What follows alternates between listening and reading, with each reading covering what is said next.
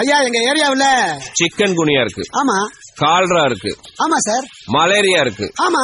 Current problem. ஆமா. Water சரியா வரல. ஆமா சார். ரோடு இல்ல. Correct sir. எல்லாத்தையும் 3 மாசத்துல சரி பண்ணிடுறேன்.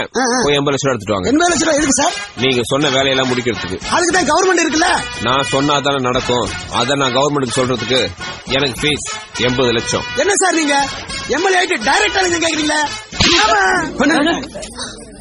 நான் ஃப்ரீயா வேலை செய்யறதுக்கு நீங்க ஃப்ரீயா ஓட்டு பண்ணீங்க.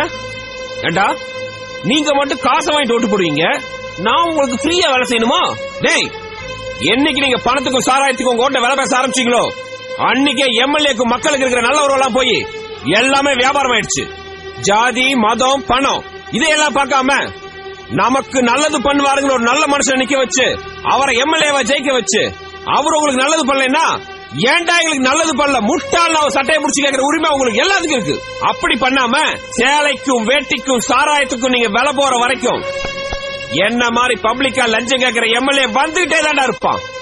போங்கடா போங்கடா.